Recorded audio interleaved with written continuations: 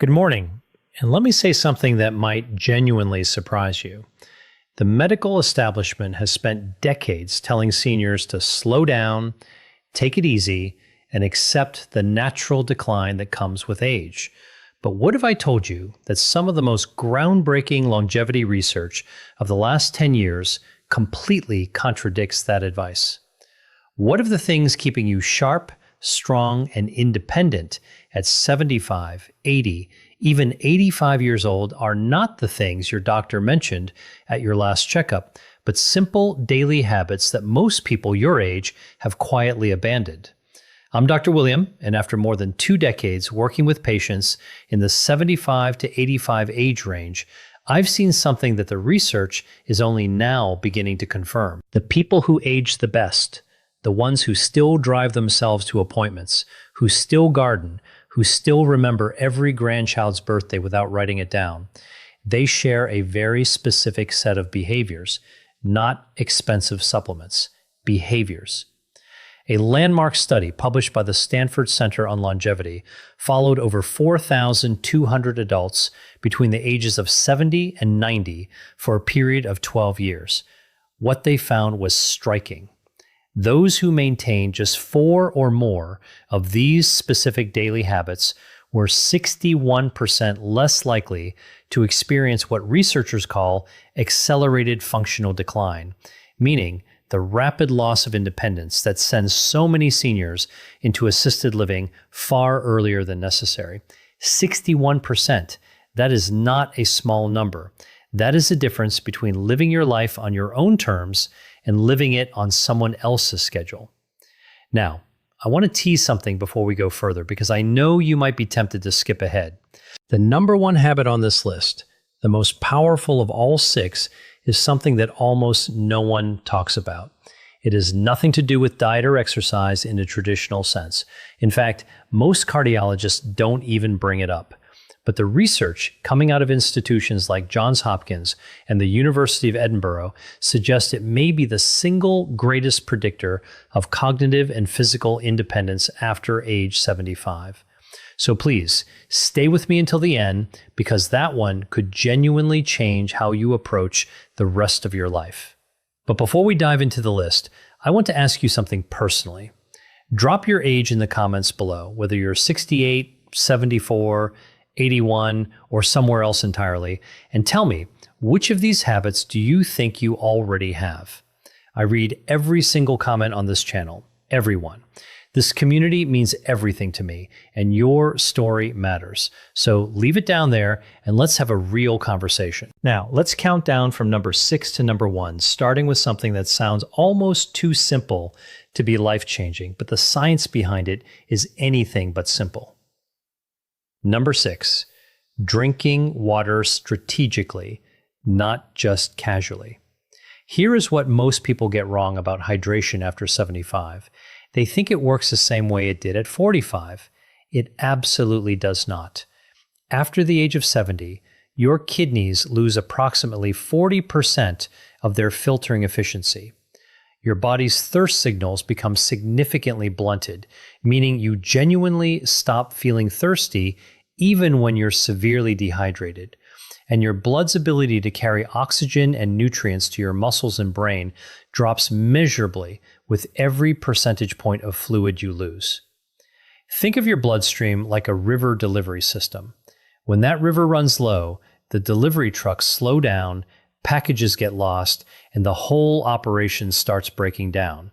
That is exactly what chronic mild dehydration does to the aging body. Research from the European Journal of Nutrition involving 3,500 adults over the age of 70 found that those who maintained consistent daily hydration above 1.8 liters showed a 38% lower rate of urinary tract infections, a 29% reduction in falls because dehydration dramatically impairs balance and reaction time, and significantly better scores on short-term memory tests.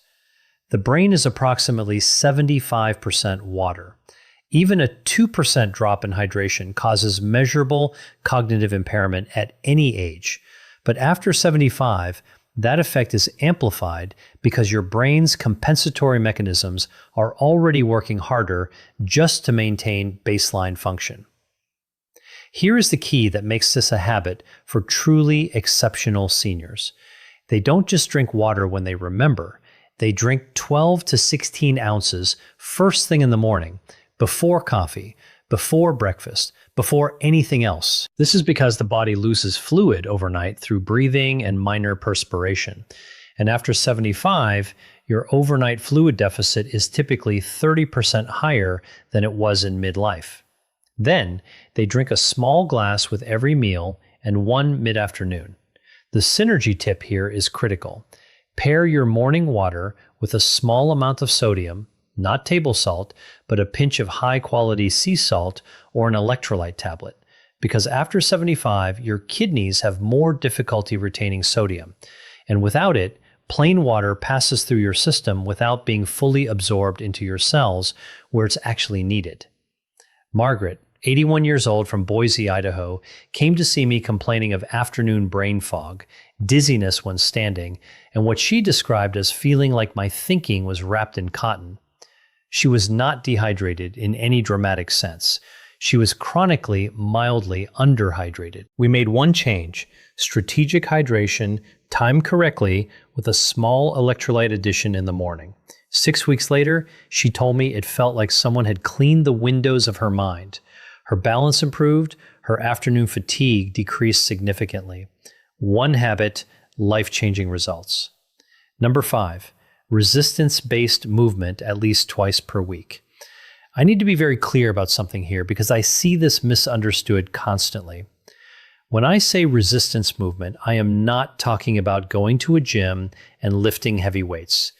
I am talking about any movement that asks your muscles to work against a force, whether that's a resistance band, a light dumbbell, a wall push-up, or even carrying groceries with intention.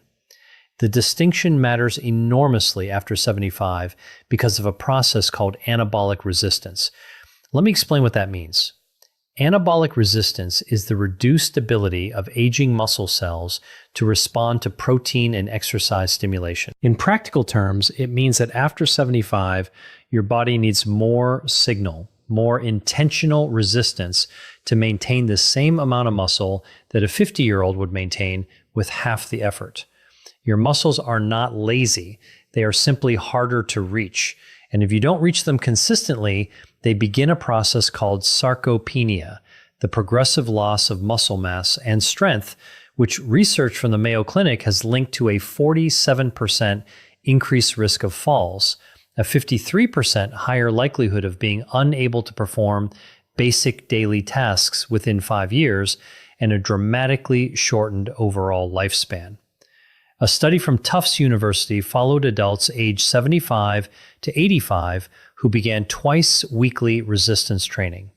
After just 10 weeks, participants showed an average 37% increase in leg strength, a 28% improvement in balance scores, and here is the part that always surprises people: a measurable improvement in insulin sensitivity, which directly affects energy, inflammation, and cognitive function. The mitochondria in your muscle cells, which are essentially the power plants of your body, literally regenerate more efficiently when resistance exercise is present. You are not just building muscle, you are rebuilding the energy infrastructure of your entire body. The practical prescription is simple: 2 to 3 sessions per week, 20 to 30 minutes each, focusing on the large muscle groups, legs, hips, and back. Resistance bands are ideal for seniors because they provide progressive resistance without joint impact. The synergy tip: perform your resistance session within 30 minutes of consuming 25 to 30 grams of protein, because after 75, the anabolic window, the period during which your muscles can most efficiently absorb protein for repair, is shorter and less forgiving than in younger adults. Timing is not optional at your age, it is essential. Number 4, maintaining a consistent, purposeful sleep schedule. Before I continue, If this video is giving you value, if you're learning something you wish someone had told you years ago, please take 1 second right now and click that subscribe button. And if you know someone between 70 and 90 who deserves to hear this information, share this video with them today. I say this because this channel exists for one reason: to give seniors the science-backed truth that far too many medical appointments never have time to cover. Now, back to sleep, because this one is far more complex than simply going to bed early. After the age of 75, your circadian rhythm, your body's internal 24-hour clock, begins to shift and critically weaken. Your brain produces roughly 70% less melatonin than it did at age 30. Your slow wave sleep, which is the deepest and most physically restorative phase, decreases by up to 80% from what it was in your 30s. This is the phase during which human growth hormone is released, the hormone responsible for cellular repair, immune function, and muscle maintenance. And here's what most people don't realize: poor sleep after 75 is not just about feeling tired. A study from the University of California, Berkeley, found that adults over 70 with disrupted sleep patterns showed a 68% higher accumulation of amyloid plaques in the brain, the same plaques associated with Alzheimer's disease. The seniors who do this exceptionally well do not just sleep more, they sleep consistently. They go to bed within the same 30-minute window every night. They wake at the same time every morning, including weekends. They keep their bedroom cool between 65 and 68 degrees Fahrenheit because body temperature regulation during sleep becomes less efficient after 75. And a cooler environment supports the deep sleep your brain desperately needs. They avoid screens for 60 minutes before bed, not because of blue light alone, but because mental stimulation keeps the prefrontal cortex active in ways that delay sleep onset by an average of 47 minutes in adults over 70, according to research from Harvard Medical School. The synergy tip: pair your consistent sleep schedule with 10 minutes of slow, diaphragmatic breathing before bed. This activates the parasympathetic nervous system, your body's rest and repair mode, and research shows it reduces nighttime cortisol levels by up to 22%, making it significantly easier to reach and sustain slow wave sleep in aging adults. Number 3, eating protein in a deliberate, distributed pattern. This is where I see the most dangerous misconception among seniors, and it genuinely concerns me as a physician. The idea that you need less protein as you age is not just wrong. It may be one of the most harmful pieces of nutritional folklore ever passed down. The truth is the exact opposite. After 75, due to the anabolic resistance I mentioned earlier, your body actually requires 50 to 75% more dietary protein per pound of body weight than a healthy 30-year-old to achieve the same muscle maintenance effect. Yet most seniors I see are eating half the protein they need, often because appetite decreases with age and high carbohydrate foods feel easier to prepare and consume. Research published in the American Journal of Clinical Nutrition involving over 2,700 adults aged 70 to 85 found that those who consumed at least 1.2 grams of protein per kilogram of body weight daily, distributed across 3 or more meals, maintained significantly more muscle mass, had 41% lower rates of hospitalization due to fall-related injuries, and showed markedly better immune response to common infections like influenza and pneumonia.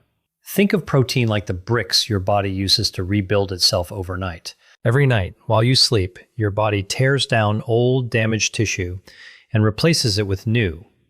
Without enough bricks, without enough protein, the reconstruction is incomplete. Over months and years, the structural deficit becomes catastrophic. The practical approach is this: aim for 25 to 35 grams of protein at each of your 3 main meals. This is approximately 4 to 5 ounces of chicken, fish, eggs, Greek yogurt, or legumes per meal. The reason distribution matters so much after 75 is that aging muscles can only utilize approximately 35 to 40 grams of protein per sitting for synthesis. Beyond that, the excess is oxidized for energy rather than used for repair. Spreading it out makes every gram count. James, 78 years old from Scottsdale, Arizona, came to me after his daughter noticed he'd lost nearly 18 pounds of what his previous doctor had called normal age-related weight loss. It was not normal. He was losing muscle, not fat, and his grip strength, a powerful predictor of longevity in older adults, had dropped to the bottom 15th percentile for his age group.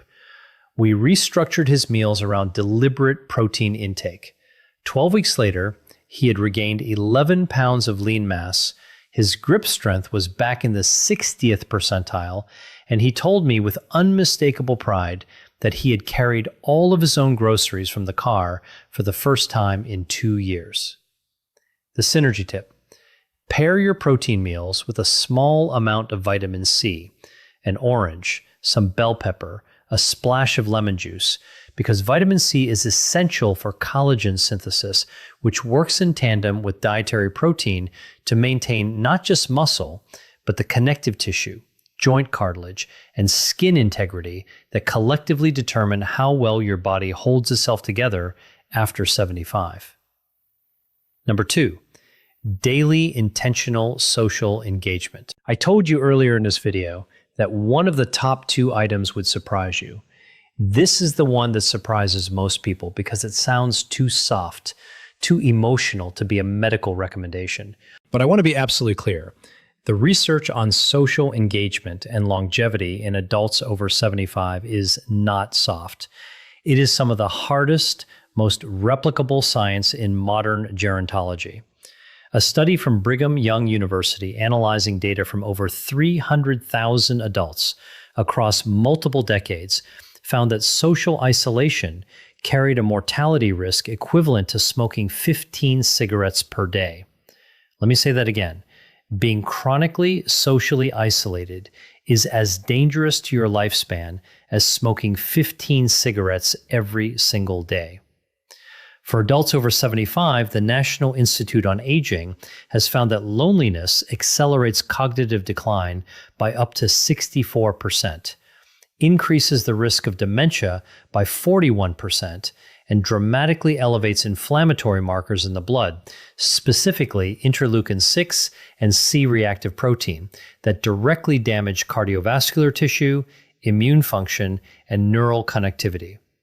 Here is the physiological reason this works at such a deep level. Meaningful social interaction, not passive screen time, not watching television in the same room as someone, but actual engaged human connection triggers the release of oxytocin, which suppresses cortisol, reduces inflammation, and activates the prefrontal cortex in ways that keep neural pathways dense and active. Think of your social brain like a muscle. The neurons that fire during genuine conversation, shared laughter, debate, and emotional connection are the same neurons that maintain your memory, your decision-making, and your sense of self. When those neurons go quiet for weeks at a time, they begin to prune. And after 75, neuroplasticity, your brain's ability to form new connections, has already decreased significantly, making unused pathways far harder to restore. The prescription here is not complicated, but it must be intentional. Aim for at least one meaningful in-person social interaction every single day. A phone call counts if it's genuinely engaged. A community group, a faith gathering, a walking partner, a regular lunch with a neighbor. What does not count in terms of the neurological benefit is passive social presence. You must be actively thinking, responding, laughing, disagreeing, sharing. That engagement is the stimulus that keeps your brain structurally intact. Dorothy, 83 years old, from Charleston, South Carolina, lost her husband of 54 years and withdrew almost completely from social life. Her daughter brought her to see me 8 months later. Cognitively, she had declined measurably on standard assessments in less than a year. We didn't change her medications. We built her a social schedule. a weekly book club, a daily 20-minute phone call with a rotating list of friends and family, and a twice-weekly volunteer shift at her local library. 8 months after that, her cognitive scores had returned to near baseline. Her inflammation markers had dropped. Her daughter told me she seemed like herself again. Social engagement is not a luxury at 75 and beyond. It is a biological necessity. The synergy tip: pair your social engagement with physical movement whenever possible. A walk with a friend, a gentle exercise class with others, gardening with a neighbor. Research from the University of British Columbia shows that combining social interaction with even light physical activity produces a synergistic effect on BDNF, brain-derived neurotrophic factor, that is significantly greater than either behavior alone. BDNF is essentially fertilizer for your brain cells. You want as much of it as possible. And now, number 1. The habit that fewer than 12% of adults over 75 maintain consistently, and which Johns Hopkins researchers have called the most underutilized longevity intervention available to aging adults without a prescription. Number 1, daily purposeful cognitive challenge. Not crossword puzzles, not passive reading. Though both have value, I am talking about something more specific, more demanding, and more transformative. The daily practice of learning something genuinely new, a skill, a language, a musical instrument, a new form of creative expression that forces your brain into a state of productive discomfort. Here is why this is number 1. After the age of 75, your brain begins to preferentially rely on established neural pathways.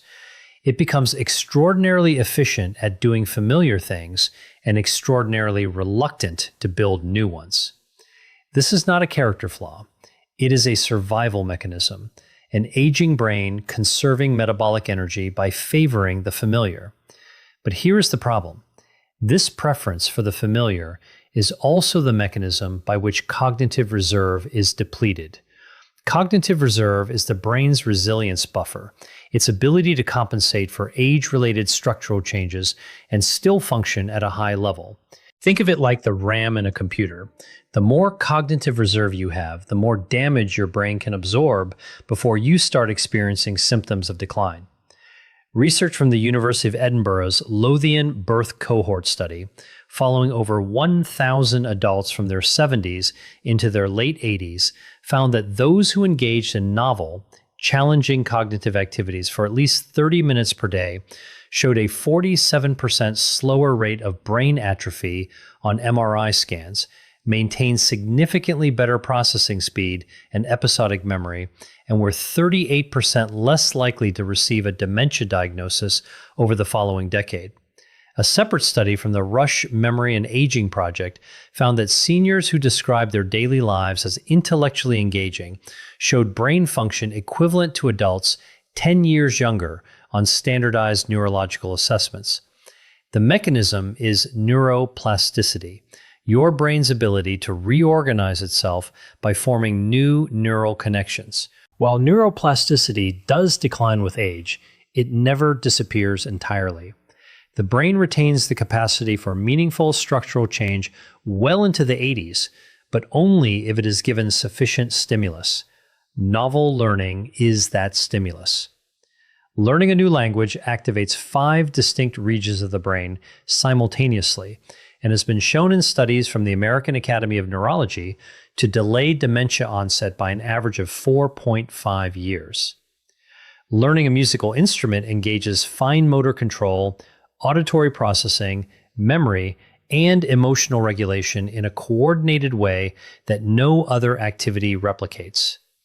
Even learning to cook a new cuisine from scratch, because it requires reading, sequencing, sensory attention, and motor skill, provides meaningful cognitive challenge. The practical approach.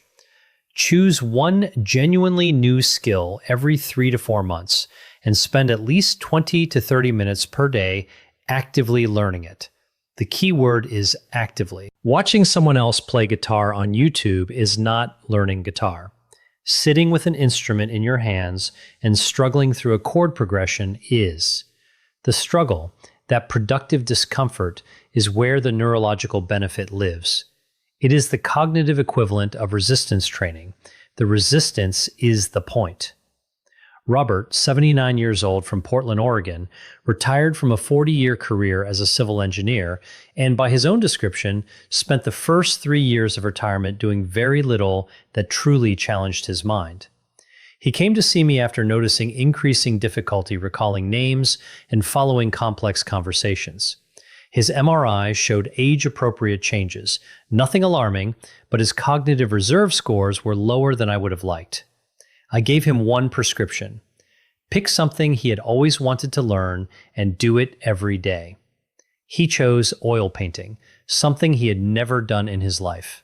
He was terrible at first, and he will tell you that himself. 18 months later, he had completed 23 paintings, joined a local art group, which addressed habit number 2 simultaneously, and his follow-up cognitive assessments showed improvement in 3 of 5 measured domains.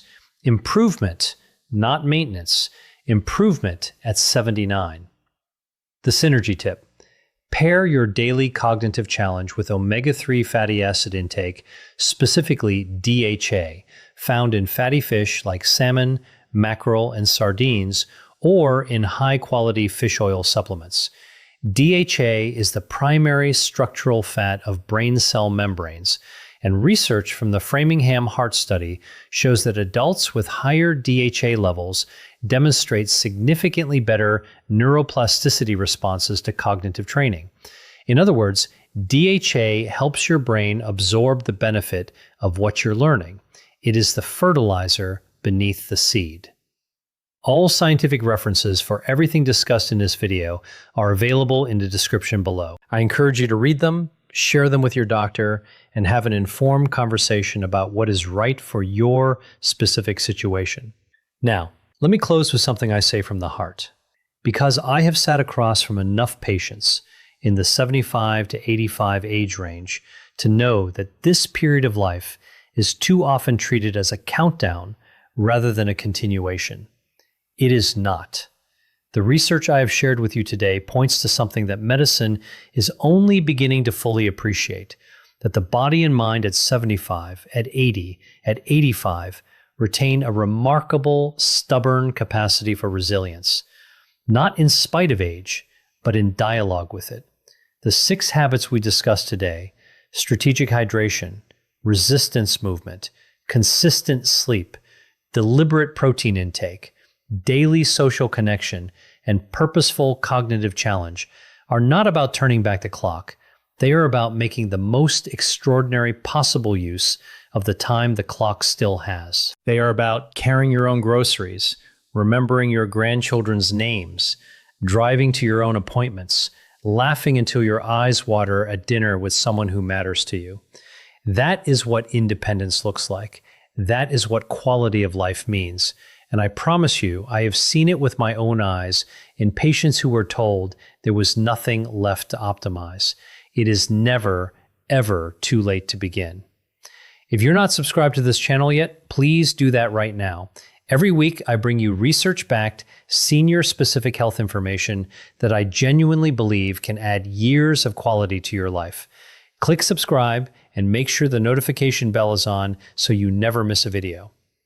And now I want to hear from you. Leave your age in the comments and tell me which of these 6 habits do you feel strongest in right now, and which one do you want to build? I will be reading every response. This community is one of the most engaged and thoughtful I have ever been part of, and that is entirely because of you. I'll see you in the next one. Take good care of yourself, because you are worth the effort.